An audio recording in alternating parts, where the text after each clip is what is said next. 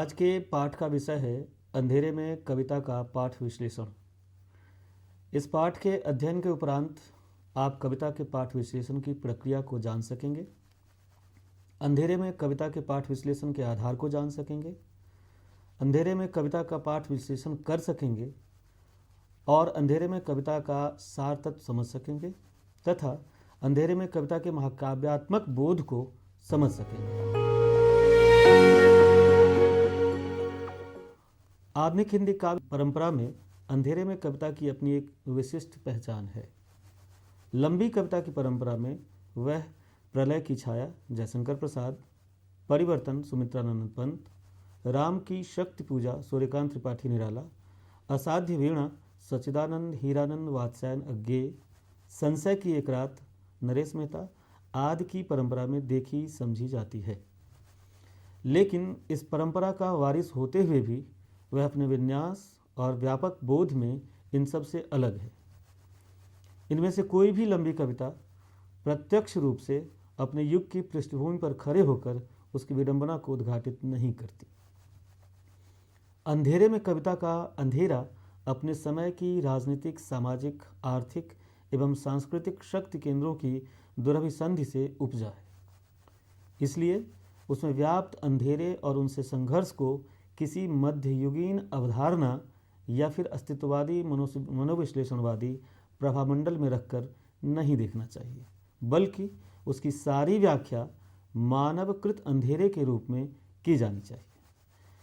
इसमें मनुष्य के खिलाफ षड्यंत्ररत मनुष्य और षड्यंत्ररत मनुष्य के खिलाफ संघर्षरत प्रगतिशील मनुष्य की कथा व्यथा उभर कर सामने आती है। इसलिए कविता की यात्रा जिंदगी के अंधेरे कमरे से शुरू होकर संघर्षशील मनुष्यों के बीच शामिल होने में खत्म होती है।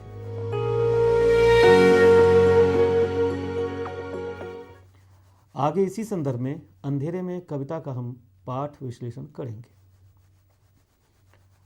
अंधेरे में पाठ विश्लेषण के आधार।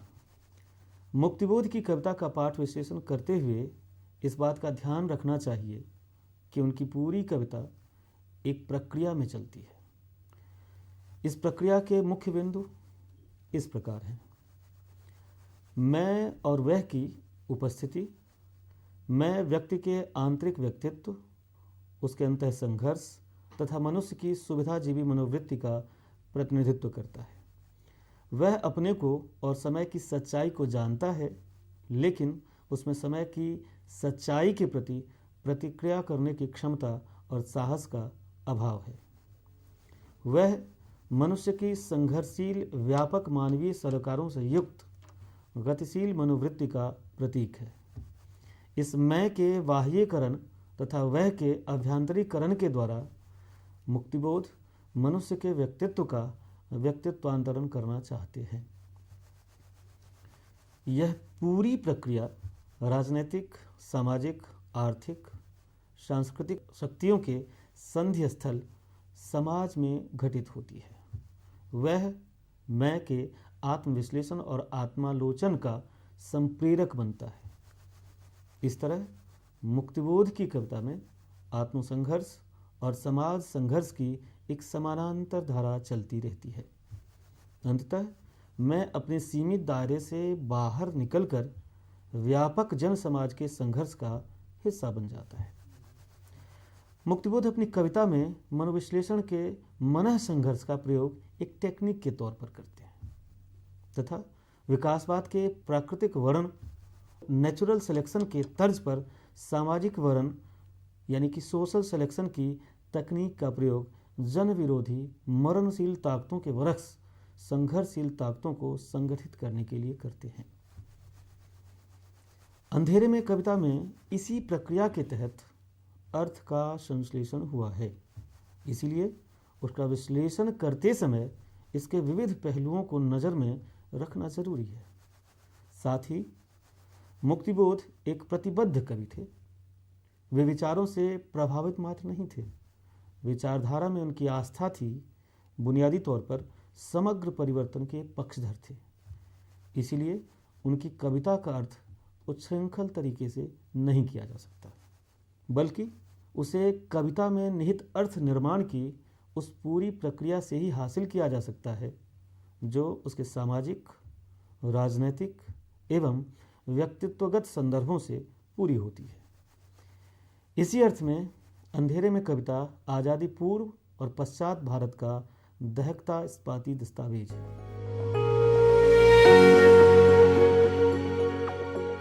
इस बात को आप अंधेरे में कविता के विश्लेषण द्वारा समझ सकेंगे। आइए अब हम शीर्षक का विश्लेषण करते हैं।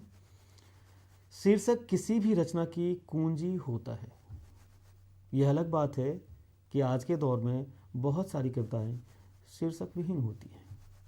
यह शीर्षक विहीनता भी उनकी केंद्रहीनता और अनिश्चय का बोधक होती है। यह बताती है कि कवि भाव यात्रा करना चाहता है लेकिन उसे जाना कहाँ है नहीं पता। बहरहाल मुक्तिबोध की कविता अंधेरे में शीर्षक की बात करें।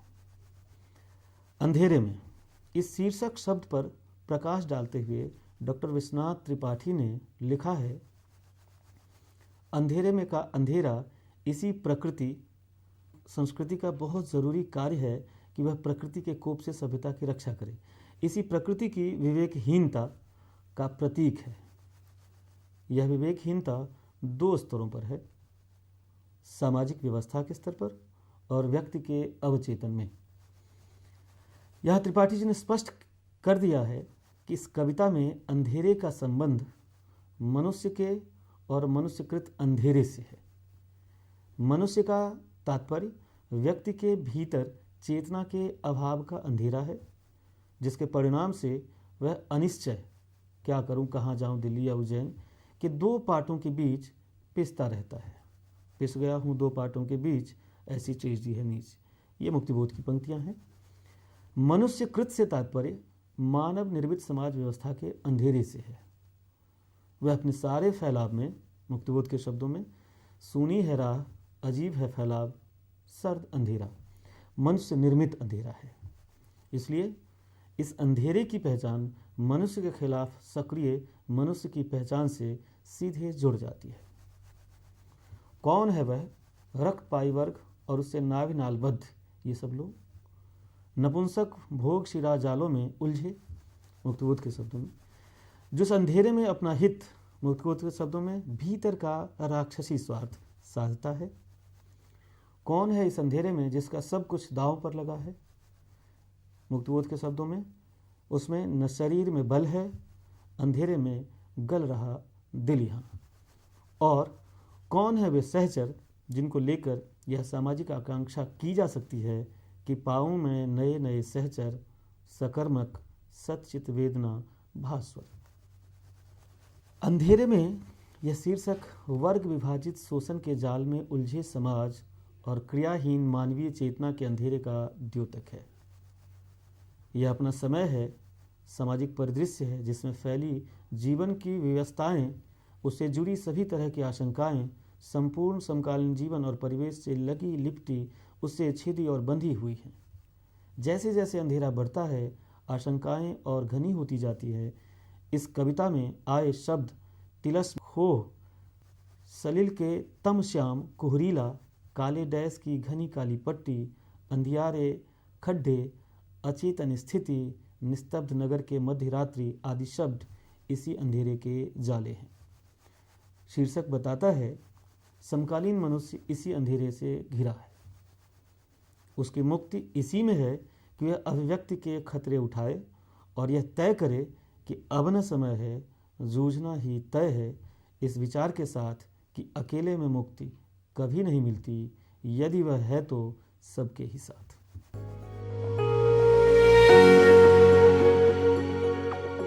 आइए अब हम अंधेरे में कविता की यात्रा करते हैं, जिसके अंतर्गत हम कविता का पाठ विश्लेषण करेंगे।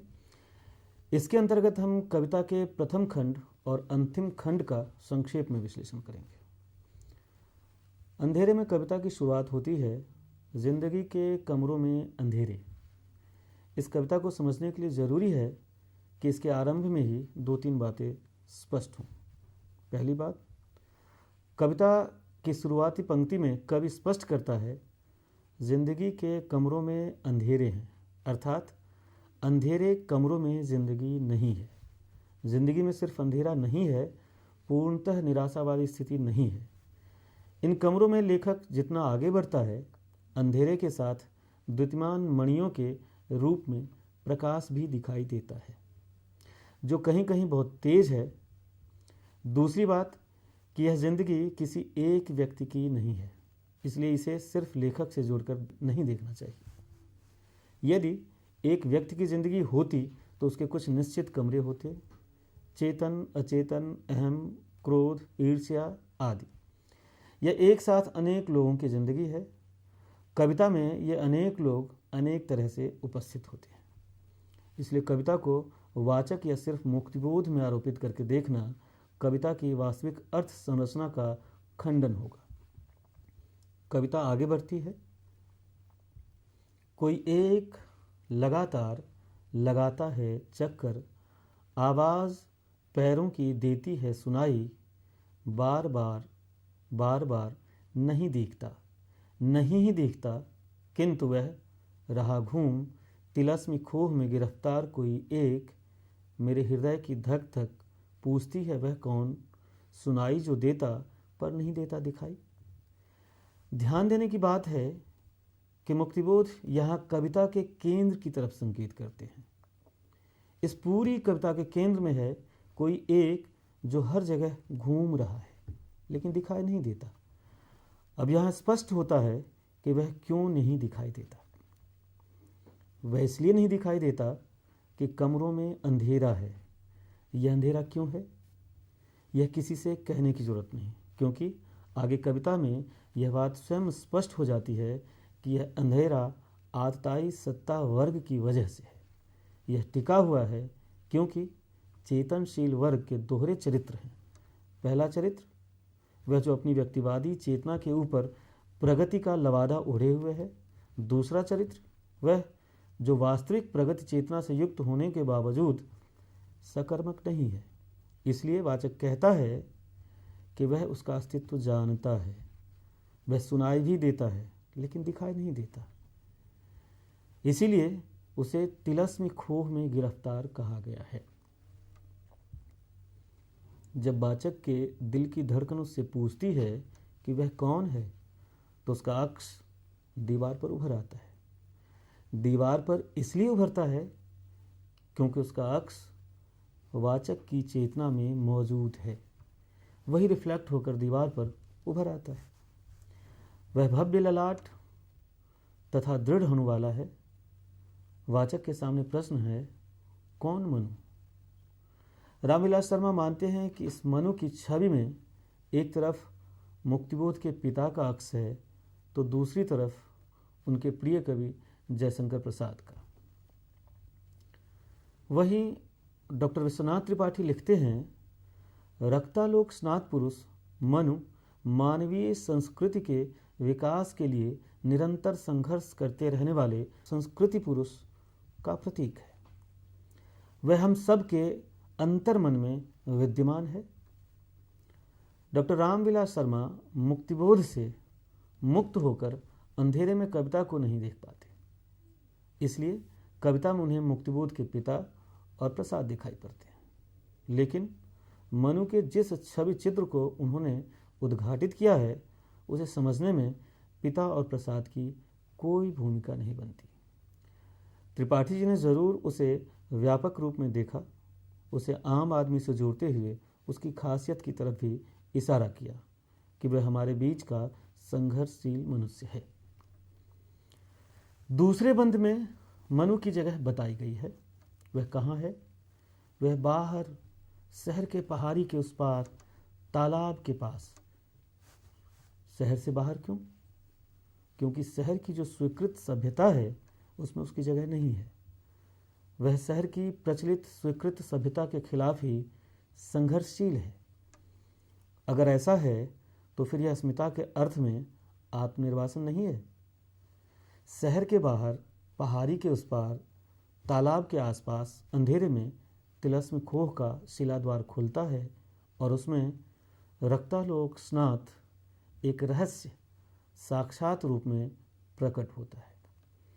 यहाँ रक्तालोक स्नात पुरुष के प्रकट होने के लिए एक दृश्य तैयार किया गया है, वह असामान्य दृश्य है, क्योंकि यहाँ सिर्फ प्रतीक रूप में उपमानों को प्रस्तुत किया गया है, उनके उपमेयों को हटा दिया गया है, पर उपमानों से संकेत मिलता है कि शहर के पार पहाड़ी में तालाब के आसपास रक्तालोक स्नात पुरुष अकेले नहीं है। तालाब एक राज भरी बस्ती है। उस बस्ती में सिर्फ वही नहीं रहता, लगता है जैसे इनकलाबी अमल वाले नौजवान जगमगा रहे हों।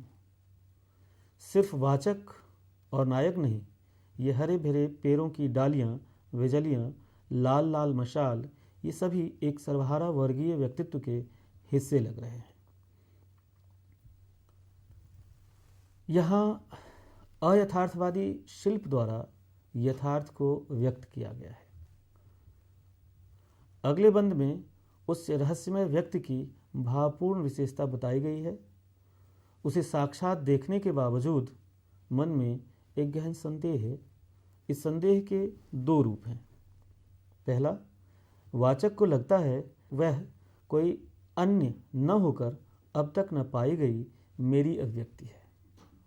पूर्ण अवस्था वह निज संभावनाओं, निहित प्रभावों, प्रतिमाओं की मेरे परिपूर्ण का आविर्भाव, हृदय में रिस रहे ज्ञान का तनाव वह आत्मा की प्रतिमा। इन पंक्तियों का आलोचकों ने इस तरह पाठ किया है कि वह दरअसल वाचक का ही दूसरा रूप है, उसका विभाजित व्यक्तित्व है। लेकिन वाचक स्पष्ट रूप से कहता है कि उसे गहन एक संदेह है।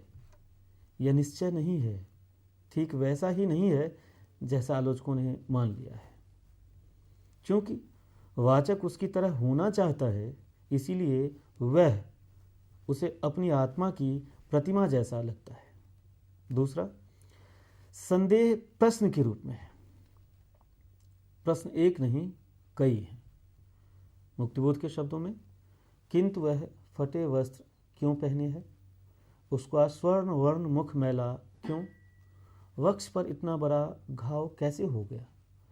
उसने कारावास दुख झेला क्यों? उसकी इतनी भयानक स्थिति क्यों है? रोटी उसे कौन पहुंचाता है? कौन पानी देता है? फिर भी उसके मुख पर स्मित क्यों है? प्रचंड शक्तिमान क्यों दिखाई देता है? ये सारे सवाल रहस्य साक्षात को सामाजिक यथार्थ का धरातल देते हैं कि मनु अर्थात रहस्यमय व्यक्ति रहस्यालोक से जुड़ा कोई अलौकिक व्यक्तित्व नहीं है। वह रहस्य उन लोगों के लिए है जो आत्मग्रस्त हैं। वह रहस्य उन लोगों के लिए भी है जो प्रगति चेतना से तो वाकिफ़ हैं, लेकिन उसकी सकर्मकता के दायरे से बहुत दूर तथा कथित शहरी सभ्यता की कैद में है। इसलिए कैद हैं कि ये प्रश्न खतरनाक है। इसके खतरे दो तरफा हैं। ये प्रश्न उनके लिए खतरनाक हैं जो इसका सामना करते हैं। इससे जुड़ना मौत की सज़ा का सामना करना है, और उस आतताई सत्ता के लिए भी खतरनाक है जिसके विरुद्ध इन प्रश्नों से जुड़ा व्यक्ति संघर्षरत है। वाचक अनुभव करता है जैसे इन प्रश्नों को उठाकर उसने अपराध कर दिया, क्योंकि जंगलों से आती हुई हवा ने फूंक मार एकाएक मशाल ही बुझा दी कि मुझको यूं अंधेरे में पकड़कर मौत की सजा दी। गिरा दिया गया मैं अचेतन स्थिति में। अंधेरे में कविता के अंतिम खंड की तरफ हम बढ़ते हैं। इस अंतिम खंड में स्वप्न कला के रूप में क्रांति का एक खाका निर्मित किया गया है, लेकिन इसे वास्तविक जीवन की क्रांति के रूप में नहीं देखना चाहिए। यह क्रांति का काव्यात्मक संकेत है, इसलिए इसमें व्यावहारिक जीवन के ब्यौरे और व्यवस्था नहीं है। वाचक का हृदय अचानक धड़क कर रुक जाता है। वह पाता है कि शहर में भयानक धुआं उठ रहा है, कहीं आग लग गई, कहीं गोली चल गई। इसका असर इस वर्ग पर कैसा हुआ जो रक्तपाई वर्ग से नाविनालबद्ध थे। मुक्तिबोध लिखते हैं, सब चुप, साहित्यिक चुप और कविजन निर्वाक। चिंतक, शिल्पकार, नर्तक चुप हैं। उनके ख्याल से यह सब गप है, मात्र किंवदंती, क्योंकि ये सब रक्तपाई वर्ग से नाभिनालबद्ध लोग नपुंसक भोग शिरा जालों में उलझे सामाजिक समस्याओं की सतही पहचान रखते हैं। ये सामाजिक बदलाव की राह से अनजान है, इसलिए इनकी वाणी में सिर्फ रुदन है। प्रश्न की उथली सी पहचान, राह से अनजान, वाक रुदंती। बाकी क्रांति के विवरण हैं, वे कल्पना प्रसूत हैं, कलात्मक संकेत हैं, इसलिए इनकी वैज्ञानिकता विचारणीय नहीं है। यद्यपि रामविलास शर्मा ने इस पर विचार किया है। उनके अनुसार यह क्रांति किसी पार्टी संगठन के बिना स्वतः स्फूर्त ढंग से होती है और कविता का नायक उसका सृष्टा या दृष्टा होता है। क्रांति चाहे सशस्त्र हो और चाहे निशस्त्र और चाहे दोनों का मिला जुला रूप हो। मार्क्सवादी धारणा के अनुसार एक क्रांतिकारी पार्टी संगठित किए बिना संपन्न नहीं हो सकती। लेकिन यहाँ सिर्फ कहना या यह समझना जरूरी है कि इस खंड में क्रांति के कलात्मक संकेत मात्र हैं, किसी पार्टी द्वारा की गई क्रांति का यथातथ्य बयान नहीं। साथ ही कला को विचारधारा का अनुवाद समझना कला के बारे में कई तरह के भ्रम पैदा करता है। इस भ्रम से डॉक्टर रामविलास शर्मा भी नहीं बच पाए, क्योंकि उपरोक्त कथन के बाद, जैसा कि अभी हमने उद्धृत किया है, उन्होंने यह नतीजा भी निकाला कि मुक्तिबोध के चिंतन का केंद्र है व्यक्ति। रामविलास शर्मा जिस वाचक को मुक्तिबोध से अलग करके नहीं देखते, वह वाचक खुद भी अपने को सिर्फ व्यक्ति के रूप में नहीं देखता। मुक्तिबोध वाचक के माध्यम से उन सभी व्यक्तियों की कशमकश का वर्णन करते हैं जो परिवर्तन की कामना से प्रेरित हैं, लेकिन आग्रह, पूर्वाग्रह, निराशा, अहम, साहस का अभाव व तमाम अन्य कारणों से उसमें शामिल नहीं हो पाते। अंधेरे में कविता की पूरी काव्य यात्रा इन्हीं युवकों के व्यक्तित्वांतरण की यात्रा है और यह अंतिम खंड में आकर पूरी होती है। यहाँ वाचक स्वयं को इन युवकों से जोड़ता है, स्वयं को युवकों के रूप में संबोधित करता है। मेरे युवकों में होता जाता व्यक्तित्वांतर विभिन्न क्षेत्रों में कई तरह से करते हैं संगर, मानो कि ज्वाला पंखुड़ियों से घिरे हुए वे सब अग्नि के शतदल कोश में बैठे। संकेत यह भी कि क्रांति अभी खत्म नहीं हुई, बल्कि उसकी शुरुआत हुई है। 8वें खंड के विवरण उसके शुरुआती संकेत हैं। रामविलास शर्मा के निष्कर्ष क्रांति को खत्म मानकर निकाले गए निष्कर्ष हैं, जबकि 8वां खंड व्यक्तित्वांतरण की प्रक्रिया के खत्म होने का संकेत देता है, जिसके बाद परम अभिव्यक्ति विशिष्ट न रहकर समूह का तथा सामूहिक संघर्ष का हिस्सा बन जाता है। इसी अर्थ में वह अस्मिता की खोज भी नहीं है, क्योंकि क्रांति एक व्यक्ति मात्र के बदलने से संभव नहीं होती। इसके लिए हर व्यक्ति को बदलना होता है। इसलिए मुक्तिबोध कहते हैं, इसलिए मैं हर गली में और हर सड़क पर झांक झांक देखता हूँ, एक एक चेहरा, प्रत्येक गतिविधि, प्रत्येक चरित्र व हर एक आत्मा का इतिहास, हर एक देश व राजनैतिक परिस्थिति, जहाँ मिल सके मुझे मेरी खोई हुई परम अभिव्यक्ति आत्मसंभवा।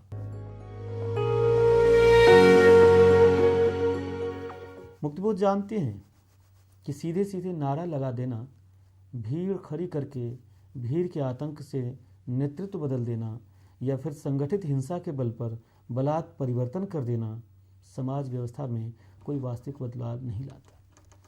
इसके लिए ज़रूरी है कि हर एक मनुष्य के व्यक्तित्व में व्यवस्था परिवर्तन के अनुकूल बदलाव हो। यह व्यक्तित्वांतरित व्यक्ति ही वास्तविक सामाजिक परिवर्तन कर सकता है, क्रांति के पथ पर अग्रसर हो सकता है।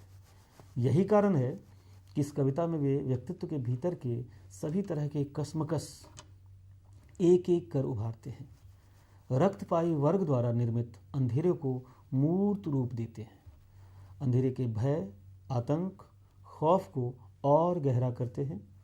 उस खौफ से संघर्ष करते हुए, अपनी आत्मालोचना करते हुए, आत्मग्लानि के जल से शुद्ध होते हुए, आम आदमी के साथ अपने को संबद्ध करते हुए, उससे प्रेरणा लेते हुए, क्रूर सत्ता के अत्याचार को झेलते हुए व्यक्ति का व्यक्तित्व रूपांतरित करते हैं और अंततः उसे समूह का हिस्सा बना देते हैं। इसी को कुछ विद्वानों ने अस्मिता की खोज कहा, किसी ने व्यक्ति और जन का एकीकरण, किसी ने रक्तालोक स्नात पुरुष का संघर्ष कहा, किसी ने नए मार्क्सवादी सौंदर्य शास्त्र की तलाश कहा, तो किसी ने रचनात्मक प्रतिबद्धता और उसके संघर्ष की तलाश कहा। अब तक की गई बातचीत के आधार पर इस पाठ के बारे में हम यह निष्कर्ष निकाल सकते हैं कि अंधेरे में कविता महाकाव्यात्मक विन्यास की कविता है। इस कविता के माध्यम से मुक्तिबोध मनुष्य के वास्तविक जीवन संघर्ष पर प्रकाश डालते हैं। मनुष्य के इस जीवन संघर्ष का संबंध उसके जीवन के वास्तविक लक्ष्य से है। मनुष्य प्राकृतिक रूप से सुविधाजीवी, आत्म केंद्रित, संघर्ष मुक्त रहना चाहता है, लेकिन सभ्यता के विकास के क्रम में उसने अपने व्यक्तित्व को सांस्कृतिक व्यक्तित्व के रूप में निर्मित किया है। प्रकृति से संघर्ष करता हुआ वह निरंतर एक मानवीय व्यवस्था की तलाश करता रहा है। इस प्रक्रिया में उसने स्वयं को बदला, स्वयं को बदलते हुए औरों को बदलने के लिए प्रेरित किया। इस तरह मनुष्य समाज का व्यक्तित्वांतरण करते हुए वह पूरी समाज व्यवस्था बदलता रहा है। अंधेरे में कविता में यही व्यक्तित्वांतरण कविता के केंद्र में है।